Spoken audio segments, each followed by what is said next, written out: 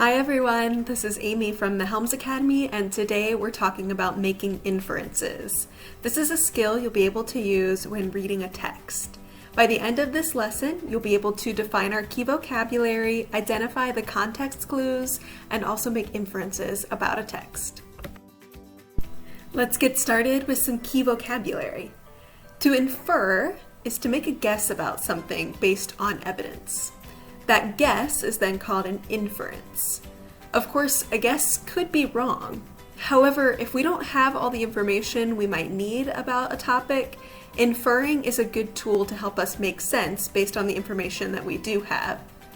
Context clues are what we use to make inferences, and they're the things that we observe, read, and see that help us to take guesses about what else is happening in a situation. Inference is actually something you do in everyday life. For example, if you see someone pushing a stroller, you might infer that that person has a child in the stroller that they're taking for a walk or running an errand. You don't know that for sure. That's a guess based on what you saw. However, it helps you make sense of the whole situation.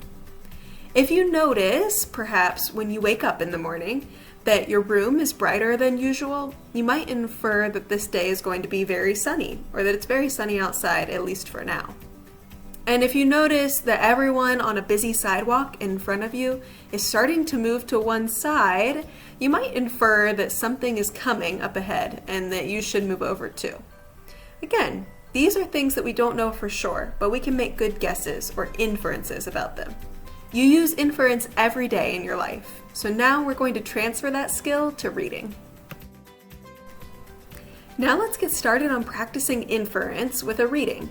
This text comes from ereadingworkshops.com, which is a great resource for more inference and other reading skills practice. Let's start by reading this together. Mike got out of the driver's seat of the classic car. He looked at the mailbox and then at the bumper. The mailbox was smashed and bent. The shiny chrome bumper had a dent about the size of a football around the passenger side.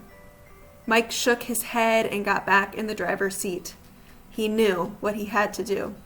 He didn't want to do it, but he had to. He drove back home and sat in the driveway for a few minutes, holding his head in his hands. Mike's dad came out of the house carrying a black garbage bag. He smiled and waved at Mike as he passed the driver's side of the car. Then he looked again as he walked along the passenger side of the vehicle. His mouth dropped open and he let go of the garbage bag. Now, there are some holes in this story we just heard. For example, who is Mike and where did the car come from? What exactly happened to the car? Why did his dad's mouth drop open? These are the things that we have to ask and use our context clues to answer. So let's look at the text above, and I've changed the colors to green, blue, and purple to highlight some important information. Let's look at the green first. We see that there is a mailbox and a bumper. Both are damaged in some way.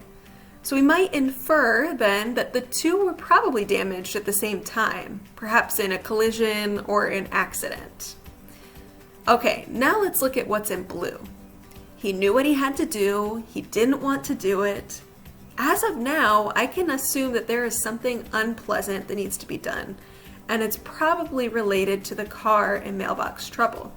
At this point in the reading, we don't have the additional information about Mike's dad, so we'll stop there for now and then gather some additional information with the purple. In the purple, we see that Mike is holding his head in his hands, and then we see that Mike's dad comes. Then, Dad's mouth drops open, he drops the trash. It seems like he's some sort of surprised, and Mike is likely feeling some overwhelming sadness or frustration as he has his head in his hands. So, when I pull all of those clues together, I can draw some inferences about this text. So, based on the context clues that we just gathered, here are a few things I might infer about the text. I would infer that Mike borrowed his dad's car because of the way his dad reacted and because he knew that he had to do something that he didn't want to do, probably telling his dad about this. I'm going to guess that Mike hit a mailbox with the dad's car because of the damage on both the mailbox and the car.